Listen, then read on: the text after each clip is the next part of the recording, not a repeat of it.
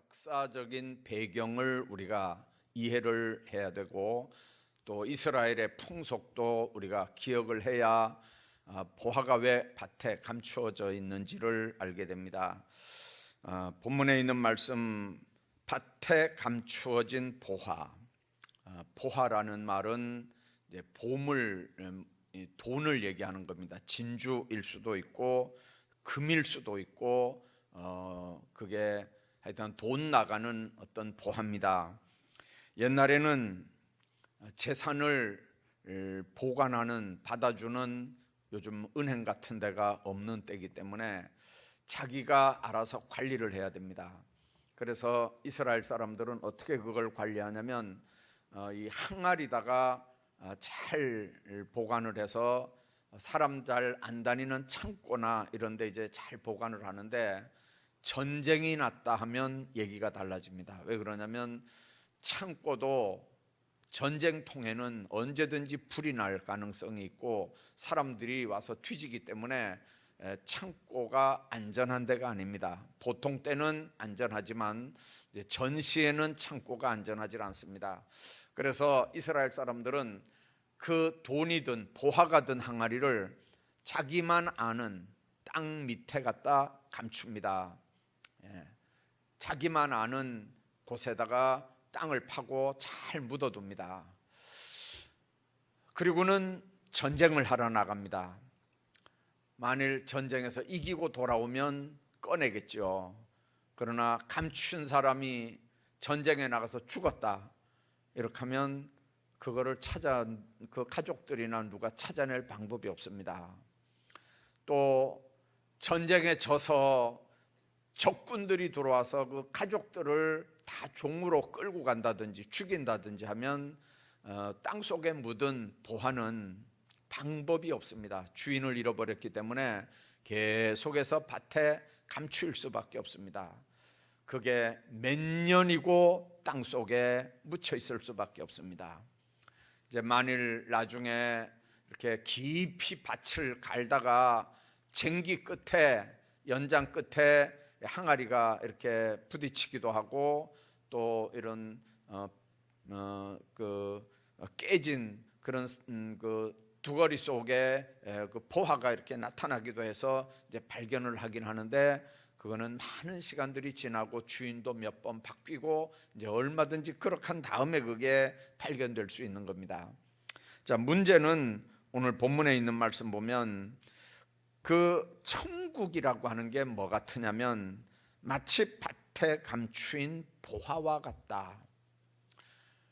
천국은 보화, 보화를 지금 천국에 비유하는 겁니다. 그래서 사람이 이 보화를 발견한 후에 숨겨두고 기뻐하며 돌아가서 자기의 소유를 팔아 그 밭을 샀다, 그렇게 말씀합니다.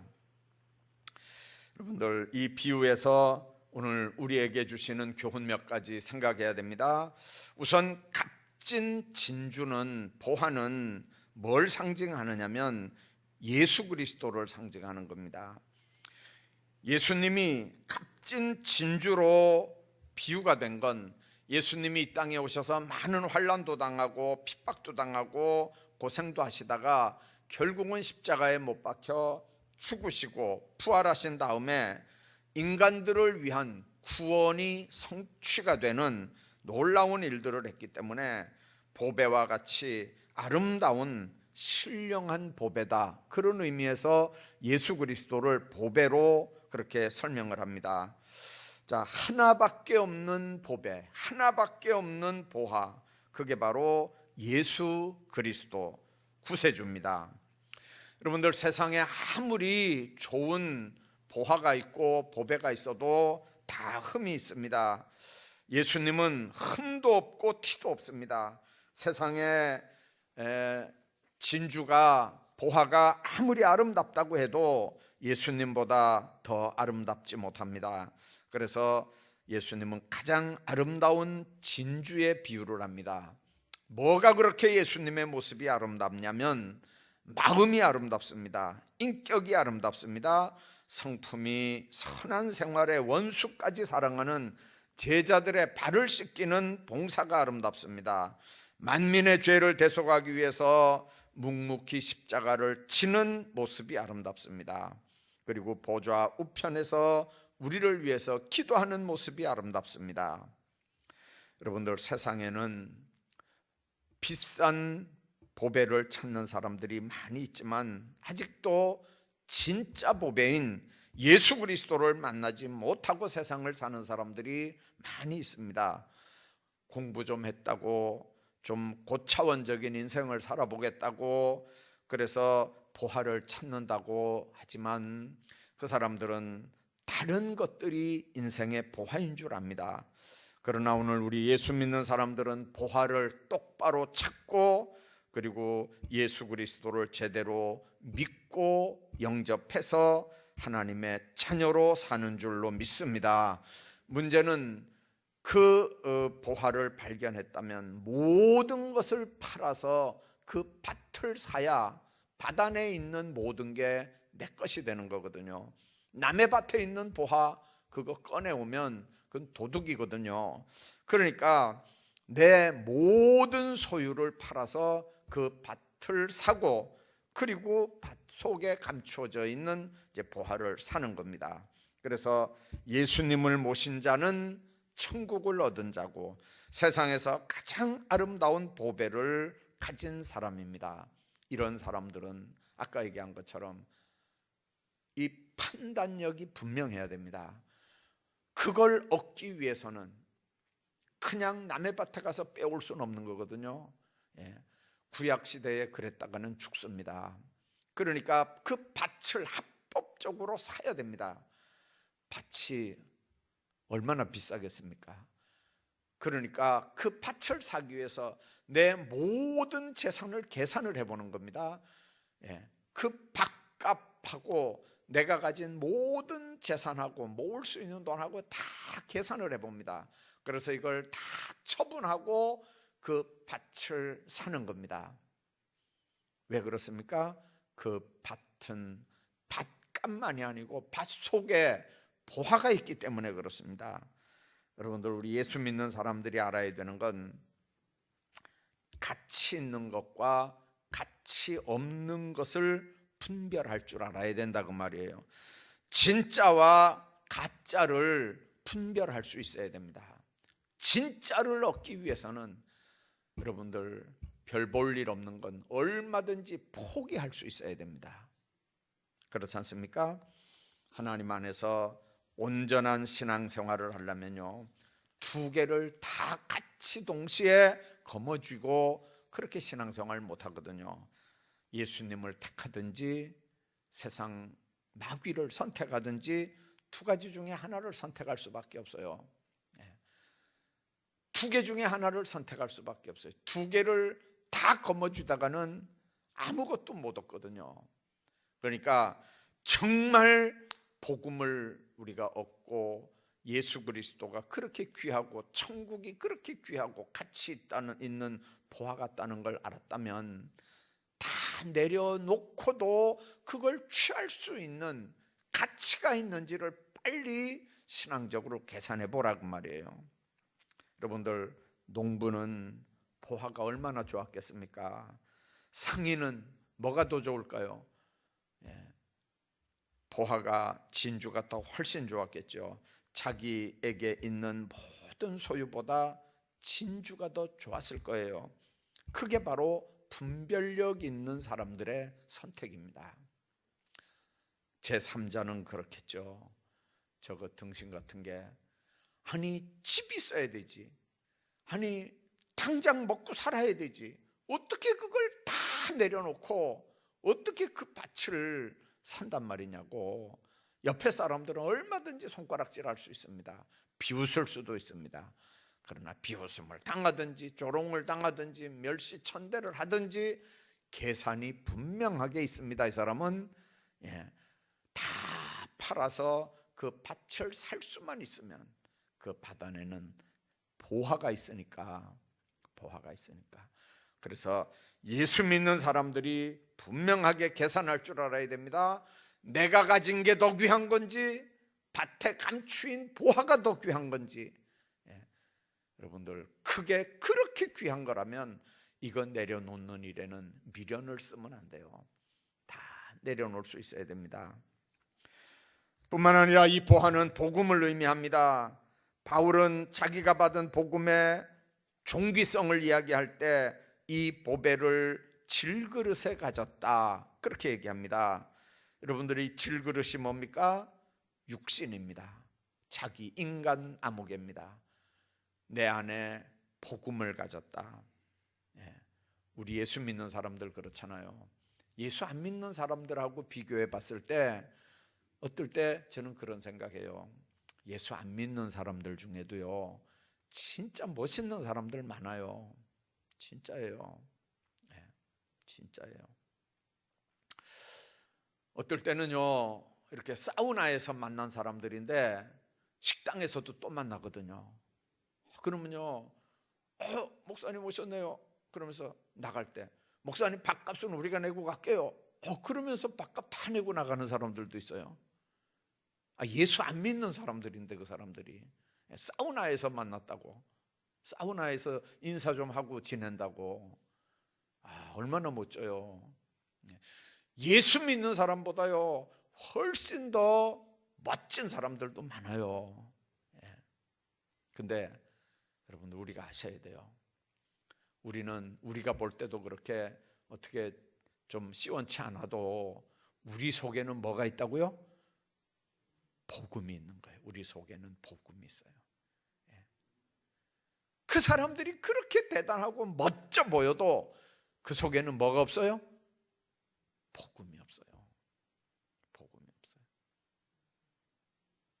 여러분들 주님 안에서 이걸 여러분들 잘 하셔야 돼요. 예수 믿는 사람들이 세상적인 기준이나 가치관으로 볼 때 별 볼 일 없는 것 같잖아요. 그래도 우리 속에는 예수님이 있고 복음이 있고 우리는 하나님의 자녀들이라고 하는 걸, 그런 자부심을 가지고 여러분들 신앙생활도 하시고 세상도 살아가시기를 주의 이름으로 축복합니다. 바울이 바로 그 부분을 얘기하는 거예요. 이 보화를 질그릇에 가졌다는 거예요. 질그릇은 금방 깨지기 쉬운 거잖아요. 잘못 건드리면 금도 가고요. 아주 약한 거예요 질그릇은요. 그렇다고 무슨 이 질그릇이 되게 비싼 건가요? 도자기도 아니잖아요. 그런데 이 별 볼 일 없는 질그릇 안에 보화를 가졌다는 거예요. 보배를 가졌다는 거예요. 그 보배가 예수님이고 복음인 줄로 믿습니다. 이 복음 속의 보화를 우리가 생각하면 천국도 영생도 예수님도 다 이 복음 속에 감추어져 있는 거예요. 이 보화는 밀폐된 정원이나 닫혀진 샘에 있지 않고 누구나 다 손에 닿을 수 있는 야외 밭 같은 말씀 속에 다 이게 담겨져 있거든요. 그 말씀의 보화를 찾으려고 하는 자는 은을 구하는 것처럼 그것을 구하고 감추인 것을 찾는 노력들이 우리에게 늘 있어야 됩니다. 하나님 안에서 열심히 말씀 보다가 예수님 만나는 한 해 되고, 여러분들 어렵고 험하게 세상 살지만 그러나 그 삶의 현장에서 여러분들 속에서 여러분들을 위로하시고 여러분들에게 힘을 주시고 용기를 주시고 담력을 주시는 그 주님과 날마다 동행하며 그렇게 살아가시기를 주의 이름으로 축복합니다. 뿐만 아니라 보화를 발견한 자는요 기쁨이 있습니다. 여러분들 밭에서 농사 짓는 거하고 밭을 파다가 보화를 발견한 사람하고 두 사람 한번 비교해 보세요. 보화가 없이 그냥 밭에서 일만 하는 사람하고 파다가 보화를 발견한 사람하고 두 사람 비유가 기쁨이 어느 사람이 더 기쁨이 얼굴에 충만할까요? 여러분들 일하면서도 일해도 거기서 농사 잘 되면 돈 나오는 거잖아요. 그런데도 여러분들 큰 기쁨은 없는 것 같아. 농사 짓는 사람들 이렇게 보면요 늘 일에 찌들고 일에 힘이 들어가지고 그 얼굴이 그냥 맨날 생글생글 웃는 얼굴은 아닐 거예요. 그런데 그 밭에 보화를 발견한 사람의 얼굴은 어떨까요? 예. 여러분들, 보화를 발견하면 얼굴색이 달라질 거 아니에요. 표정이 달라질 거 아니에요. 여러분들, 보화 발견한 사람 얼마나 얼굴 속에 기쁨이 있을까요? 44절에 천국은 마치 밭에 감추인 보화와 같으니 사람이 이를 발견한 후 숨겨두고 기뻐하여, 그렇게 말씀합니다. 발견을 했어요. 자기 밭이 아니에요. 그러니까 꺼내질 못해요. 여러분들, 얼마나 기뻤을까요? 예. 얼마나 기뻤을까요? 구원의 진리를 깨달은 자에게 오는 감격을 얘기하는 거예요. 예수님 만난 사람이 받는, 누리는 영적 체험의 기쁨을 얘기하는 거예요. 죄사함을 받은 사람들이 누리는 기쁨, 구원의 기쁨을 얘기하는 거예요. 얼마나 여러분들 그 보화를 발견한 사람의 마음에 기쁨이 있을까요? 그래서 여러분들, 정말 주님 안에서 그 보화를 마음에 체험하고 보화 안에서 사는 사람들은요, 기쁨이 풍성할 수밖에 없어요. 그 사람이 감옥에 있던, 그 사람이 병이 들었던, 그 사람이 떼거리가 없던, 보화가 그 속에 있으면요, 늘 기쁨이 있고 평안이 있는 줄로 믿습니다. 그래서 바울은 옥중에서 빌립보 교인들에게 그렇게 보내잖아요. 주 안에서 항상 기뻐해라. 예수 믿는 걸 부끄럽게 생각하지 않습니다. 예수 믿는 걸 수치스럽게 생각하지 않습니다. 왜 그렇습니까? 보화를 발견했거든요. 천국에 대한 보화를 발견하는 사람들은 기쁠 수밖에 없어요. 그거 발견 못하고 농사만 지으려고 하니까 얼마나 힘들겠어요. 여러분들 속에 예수 그리스도라고 하는 보화를 소유한 기쁨을 느끼면서 사시기를 주의 이름으로 축복합니다. 그 기쁨이 예수 믿는 사람, 예수 영접한 사람, 예수님과 동행하는 사람들에게 늘 풍성해야 합니다. 2020년 한 해에는 그 기쁨 가지고 세상을 승리하시기를 바랍니다. 여러분들, 가만히 한번 생각해 보십시오. 이제 보화를 발견했어요.